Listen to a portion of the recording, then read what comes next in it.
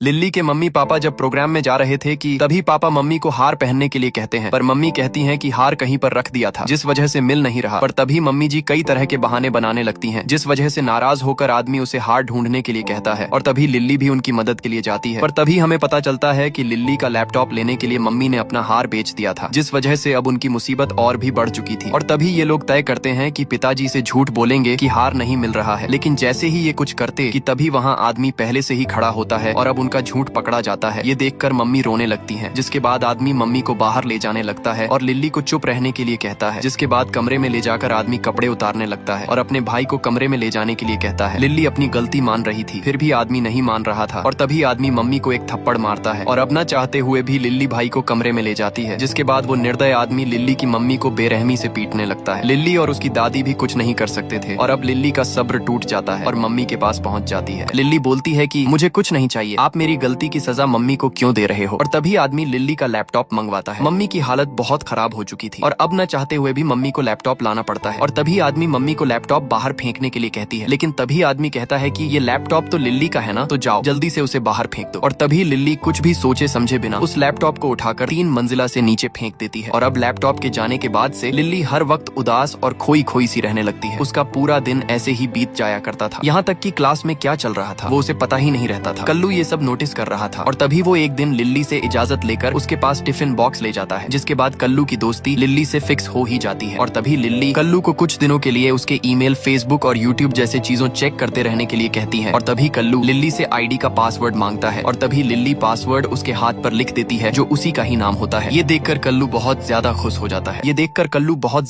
जाता है। जिसके बाद जब कल्लू का स्टॉप आता है तो वो अगले स्टॉप यानी कि लिल्ली के साथ उतरता है और उसके घर के बारे में पूछने लगता है। लेकिन जब लिल्ली घर में होती है तो तभी पापा भी आ जाते हैं और वो सबको मिठाई भी खिलाते हैं, क्योंकि उनकी अब सऊदी में तेल के कुएं में नौकरी लग जाती है। लेकिन तभी आदमी लिल्ली को बोलता है कि सऊदी जाने के बाद हम तुम्हारी हमारे मालिक के लौंडे से शादी करवा देंगे। ये खबर सुनकर लिल्ली चौंक जाती है, जिस वजह से वो रात में अपनी मम्मी से भी बात करने से मना कर देती है। और अब लिल्ली घर से भागने का सोच रही थी कि तभी टीवी में एक न्यूज चलती है। दरअसल जिस म्यूजिक प्रोड्यूसर ने लिल्ली को अपने गाने के लिए कहा था, तो उसका अब अपनी पत्नी से डिवोर्स हो चुका था और जिस वकील से शक्ति कुमार हारा था, उसने 1 साल में 11 केस जीते थे। ये देखकर लिल्ली को एक आइडिया आता है और अगले ही दिन लिल्ली कल्लू से उसका फोन मंगवाती है और शक्ति कुमार को फोन लगाती है। लेकिन रिचार्ज न होने के कारण वो लोग बस मिस्ड कॉल ही मार सकते थे। लेकिन बहुत ट्राई करने पर भी सामने से कुछ भी जवाब नहीं आता है, जिस वजह से लिल्ली गुस्से में बैग को ही कुत्ते की तरह मारने लगती है। लेकिन तभी शक्ति कुमार का कॉल आता है, जिसके बाद लिल्ली अपनी पूरी जानकारी शक्ति कुमार को बताती है और फिर शक्ति कुमार लिल्ली को कल की फ्लाइट पकड़ कर आने के लिए कहता है। लिल्ली मान तो जाती है, लेकिन उसकी एक शर्त भी होती है, जिसके अगले ही दिन कल्लू और लिल्ली एक प्लान बनाते हैं, जिसके बाद लिल्ली को फ्लाइट की टिकट भी मिल जाती है। और तभी स्कूल पहुंचते ही लिल्ली